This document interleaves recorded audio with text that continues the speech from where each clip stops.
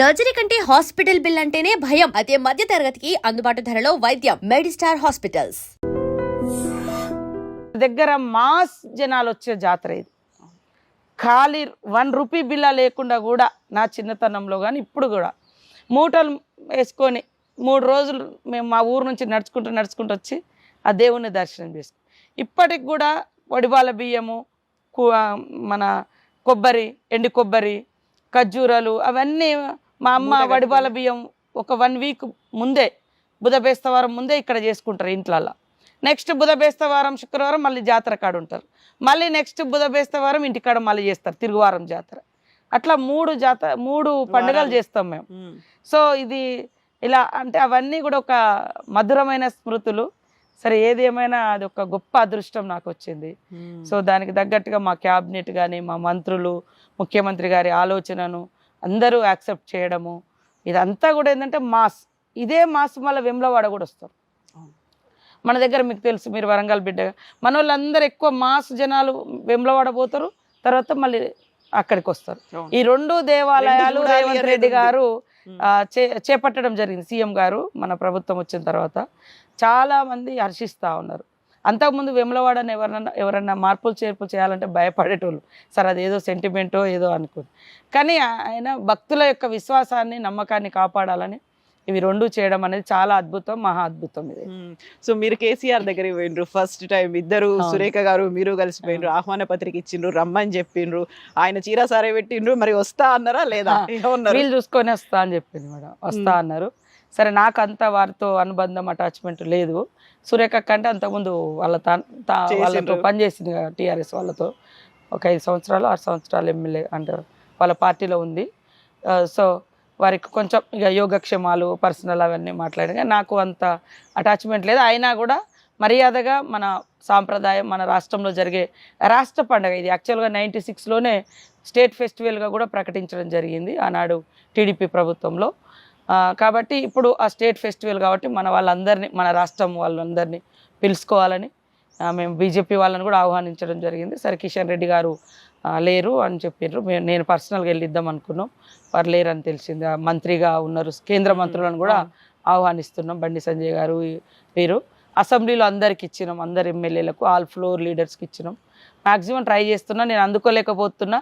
కానీ me I dream ద్వారా అందరికీ సమ్మక్క సారలమ్మ జాతర జనవరి 28 నుంచి 31 వరకు దేవుళ్ళు గద్దెల మీద నిండు పున్నమి వెన్నెల మధ్య ఉంటారు. కాబట్టి అది మహాదర్శనం, మహాఘట్టం. యాక్చువల్గా మళ్ళీ ఆ ఘట్టం రావాలంటే 2 ఇయర్స్ పట్టాలి మనం. కాబట్టి ఆ టైంలో వస్తే బాగుంటుందని నేను అందరికీ మీ ద్వారా స్వాగతిస్తా ఉన్నా. డెఫినెట్గా అండి. సో లాస్ట్ టైం జరిపినప్పుడు కేసీఆర్ని పిలిచిండ్రా? అప్పుడు వెళ్ళలేదు కదా మీరు? వెళ్ళలేదు. ఇక్కడ అంతా నేను అప్పుడంతా అడావుడి ఉండే యాక్చువల్గా. ఈసారి గుడి నిర్మాణం కూడా అవుతుంది. సరే కొంత ఈసారి చాలా మార్పులు చేర్పులు, కొంత ఆదివాసీ వైభవాన్ని మేము ఆడ ప్రతిష్ఠింపజేస్తున్నాము. కాబట్టి కొంచెం అని ఆ రోజు కూడా నేను అనుకున్నా. బట్ అప్పుడు ఇంత నాకు గ్యాప్ కూడా, అప్పుడు గవర్నమెంట్ అప్పుడే వచ్చింది, హడావుడిలో ఉన్నాము. ఇది కొంచెము పనులు కూడా చేయలేకపోయినాం ఎక్కువ. అందుకనే ఆహ్వానించినట్టుగా పర్సనల్గా వెళ్ళి ఆహ్వానించినట్టుగా అయితే గుర్తులేదు. అందరికీ అసెంబ్లీలో అట్లా ఇన్విటేషన్స్ ఇవ్వడం అదే చేసిన. ఇప్పుడు మీరు ప్రాతినిధ్యం వహిస్తున్నటువంటి ములుగుకి సంబంధించి ఈ మధ్యన సీఎం రేవంత్ రెడ్డి గారి దగ్గర నుంచి వచ్చినటువంటి ఒక మాట, ఇన్ని జిల్లాలు ఎందుకు కేసీఆర్ అప్పుడు ఏర్పాటు చేసింది కదా, ములుగు జనగాంని తీసేయొచ్చు కదా అనేది. మంత్రి పొన్నం ప్రభాకర్ కూడా హుస్నాబాద్ అంటే ఎక్కువ కరీంనగర్లోనే ఉంటుంది, కరీంనగర్లో కలిపేయాలి అనేది. ఈ నిజంగానే ములుగు అనేది లేకుండా పోతుందా? మీరేమంటారు? ములుగు అనేది పోదు, జిల్లా దృష్టి లేదు. అంటే మీరు ఈ మాట అన్నది కూడా నేను వినలేదు వాస్తవానికి. ఇది బయట సర్క్యులేట్ అవుతుంది, వైరల్ అవుతుంది. ఈరోజు కూడా ఏదో చూసినాము. కాకపోతే ఏంటంటే ములుగు 3 జిల్లాలలో ఉంది. ములుగు అనేది ములుగు నియోజకవర్గము 3 జిల్లాలలో ఉంది. భూపాలపల్లిలో 5 గ్రామాలు ఉన్నాయి, మహబూబాద్ జిల్లాలో 2 మండలాలు ఉన్నాయి, భద్రాచలం వాళ్ళు ములుగులో 2 మండలాలు ఉన్నాయి. ఇట్లా కాకుండా ఒకటే కూర్పుగా చేస్తే బాగుంటుందనే ఆలోచన ఉన్నట్టుగా నాకు తెలుసు అన్నీ. కానీ ములుగు తీసేస్తారని నేను అనుకోను, తీసేయడానికి కూడా మేము ఒప్పుకోము. ఏదైనా అంతే, అందరికీ ఆ ఫీలింగ్స్ ఉంటాయి. కాబట్టి ఎవరి జిల్లా వాళ్ళు, ఇది ఉద్యమాలు చేసినటువంటి వాళ్ళం మేము, జిల్లా కావాలని ఆ రోజు. కాబట్టి వచ్చింది. ములుగు జిల్లాకు ఒక చారిత్రాత్మకమైనటువంటి చరిత్ర ఉంది, హిస్టారికల్ హిస్టరీ ఉంది. సో రామప్ప ఉంది, బిగ్ లేక్స్ ఉన్నాయి, ఇప్పుడు టెంపుల్ మన సమ్మక్క సారలమ్మ ఉంది, టూరిజం బాగుంది, రాష్ట్రంలో హైయెస్ట్ ఫారెస్ట్ ఉన్న ఏరియా కూడా ములుగు, నేషనల్ హైవే ఇవన్నీ ఉన్నాయి. కాబట్టి వెనుకబడ్డ జిల్లాలలో ఇదొకటి ఉంది, ఉంటేనే మేము దాన్ని ఇంకా డెవలప్ చేసుకోగలుగుతాం. కాబట్టి ఆ పరిస్థితి తీసుకురాకుండా తప్పకుండా మేము కాపాడుకుంటాం. ఓకే, ఇప్పుడు మనం సంస్కృతి సంప్రదాయాల గురించి మాట్లాడుకున్నప్పుడు చీర కట్టుబాట్ల గురించి ఈ మధ్య కాలంలో విపరీతమైనటువంటి చర్చ వచ్చింది. మీరు ఎప్పుడు చూసినా చీరలోనే ఉంటారు, మాకు ఊహ తెలిసినప్పటి నుంచి మిమ్మల్ని అట్లనే చూస్తూ ఉన్నాం కదా. ఎందుకని ఇట్లాంటి ఒక చీర గురించి చర్చ కాదు, అది పిచ్చి రచ్చలాగా మారిపోయింది? స్త్రీ అంటే ప్రకృతి అనుకున్నారు, కాకుండా వికృతమైనటువంటి రూపంలో కూడా మాట్లాడుకోవడం అనేది ఏమనిపిస్తుంది మీకు అది చూస్తే? నేను అందరూ చీర మంచిగా అక్క అట్లా అంటారు. నేను అంతకుముందు హాస్టల్లో ఉన్నప్పుడు బ్లౌజ్ లంగా జాకెట్, తర్వాత అడవిలో పోయినాక ప్యాంట్ షర్టు, తర్వాత వచ్చినాక 2-3 ఏళ్ళు నాకు కట్టడం కష్టమయ్యేది చీర కట్టుకోవడం. కానీ ఇప్పుడు చీర కట్టుకుంటేనే కంఫర్ట్ గానే ఫీల్ అవుతాను. నేను రాహుల్ గాంధీ పాదయాత్రలో కానీ, సీఎం గారి రేవంత్ రెడ్డి గారు పాదయాత్ర చేసినప్పుడు కానీ ఇదే చీర ఇట్లనే కట్టుకొని, అదే హ్యాండ్లూమ్ చీర. రాహుల్ గాంధీ గారితో రోజు 25 కిలోమీటర్లు అట్లా నడిచేది. ఎవ్రీ స్టేట్లో 5 days 6 days. ఆ తర్వాత లాస్ట్ ఎండింగ్ పంజాబ్ నుంచి సెన్సిటివ్ ఏరియా మనం కూడా ఉండాలి సార్ తోటి అని నేను అప్పుడు ఇంకా పంజాబ్ నుంచి కాశ్మీర్ దాకా ఎంబటి ఉన్నాను. అందరు అనేటోళ్ళు ఏంది నువ్వు చీర సార్, నాకు ఇంట్లో ఉంటే కంఫర్ట్గా పంజాబ్ డ్రెస్లు వేసుకుంటా, ఇంటికి రాగానే అదే వేసుకుంటా. కానీ బయట మాత్రం జనంతో చీరలోనే ఉంటా. కొద్దిగా ఎందుకో ఇక అలవాటు అయిపోయింది నన్ను జనాలు. ఇట్లా ఫస్ట్ స్టార్టింగ్లో చీర కట్టడము వేయడము చాలా కష్టం.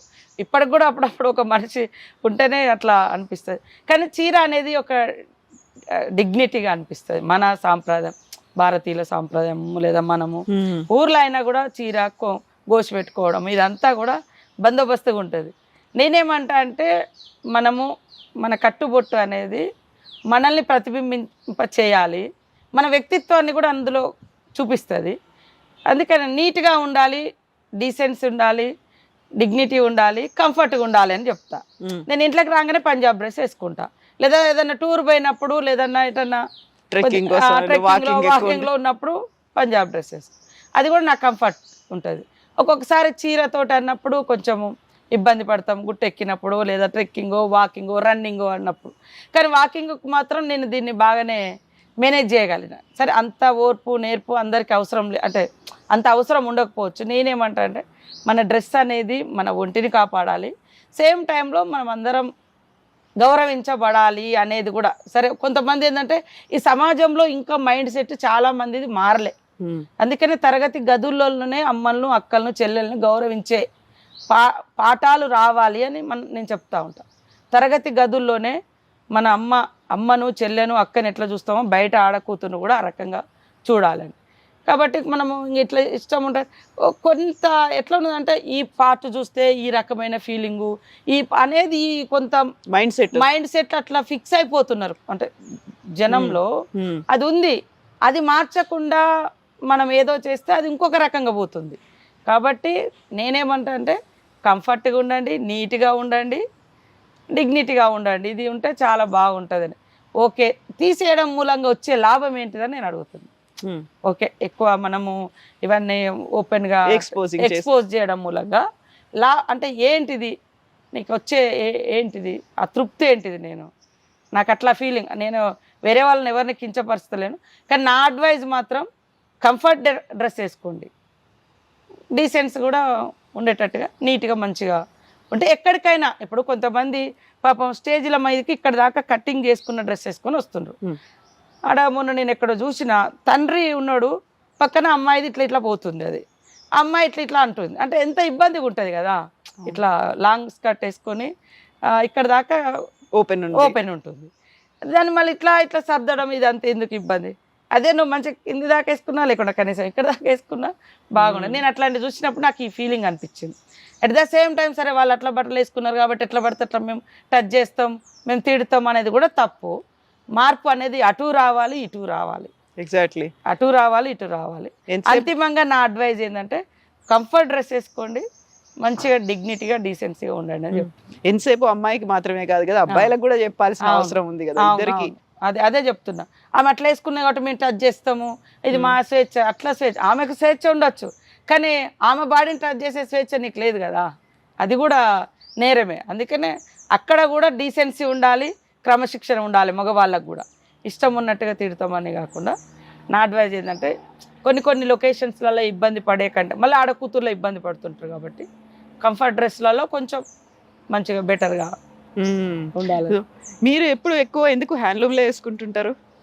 నాకెందుకో ఇవి అట్లా ఉంటేనే మెత్తగా మంచిగా ఉంటాయి. ఉంటుంది. తర్వాత ఇంకా మన చేనేత కార్మికులు నేస్తూ ఉంటారు ఎక్కువ హ్యాండ్లూమ్ లేదా ఇట్లా కాటను. సో అప్పుడు నాకు అదే నచ్చుతుంది. ఇప్పటికి కూడా ఏదైనా పట్టు చీర ఉన్న అది ఊసిపోతా జారుతా ఉన్నాయా పట్టు చీరలు మీకు అసలు? ఎవరైనా ఇస్తూ ఉంటారు, చాలా గిఫ్టులు ఇస్తూ ఉంటారు. అది పాపం వాళ్ళు కట్టుకొని నాకు ఫోటో పెట్టాలి అక్క అంటారు ఒక్కొక్కసారి. ఇక అప్పుడప్పుడు దిగి ఫోటో పెడుతుంటే వాళ్ళు హ్యాపీగా ఫీల్ అవుతారు. ఏదైనా ఇంట్లో అకేషన్స్ లేదా ఇట్లా మేడారం జాతర, మన పండుగలు అట్లాంటి ఏదైనా మన అకేషన్స్ ఉన్నప్పుడు కొంత మ్యాక్సిమం ట్రై చేస్తారు ఇది కట్టుకోవడానికి. కానీ బయట మీటింగ్స్ అవి ఇవి పబ్లిక్ మంచిగా కంఫర్ట్గా ఉండడము, జారిపోకుండా ఉండడం అంటే ఇక మనము ఎక్కువ యాక్టివిటీస్లో ఉన్నప్పుడు అవి కట్టలేము. ఓకే, కొద్దిగా టైం ఉన్నది ఇంట్లో మన మన మన మన ఇంట్లో మనం ఉన్నాము లేదా మన టైంలో ఉన్నామంటే ఎప్పుడన్నా కట్టుకుంటా, కానీ ఎక్కువసేపు ఉంచుకోను. మళ్ళీ మధ్యాహ్నం పొద్దున్న అటు పోయి వచ్చి తీసేస్తా. ఎప్పుడు తీసేస్తే బాగుంటుంది, ఇంకా అయిపోయింది ఇది అని. ఈ మధ్య కాలం. And don't forget to subscribe to iDream. And for more videos, Please subscribe to iDream. Please subscribe to iDream. Please subscribe iDream. And please subscribe to iDream. For more videos, subscribe to iDream. please like, share and subscribe to the channel. Congratulations, iDream. Subscribe to iDream. Subscribe to iDream. So subscribe to iDream Media. iDream ki iDream team andarki huge congratulations. Please subscribe iDream Media. Please subscribe to iDream. Subscribe iDream. Please subscribe to iDream.